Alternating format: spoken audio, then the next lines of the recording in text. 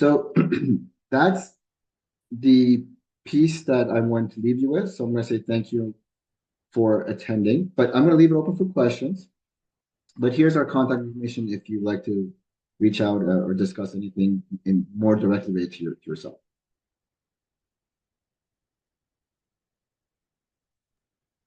I have some questions. I don't know if anyone else wants to ask first, but you mentioned travel expenses can be claimed for investment properties. Cannot be travel, yes, but not the meals and lodging. Okay, so when you say travel, let's say someone has to go to an office to pick up checks. Does that count Yes. Yes. or checking on the property? So if you have one property, no. If you have multiple properties, yes. And then if someone has a work relocation to Toronto and they have a property here in Ottawa and they drive back to check on the property, does that count as travel? If it's No. one, no. Okay. And then you mentioned depreciation, like the cost of appliances. Let's say you bought the house with appliances. How do you account for the cost of appliances?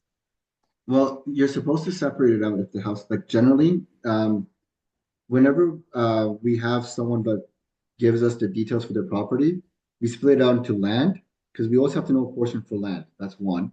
And then the Oh. appliance piece is going to be, we have to make an estimate for it.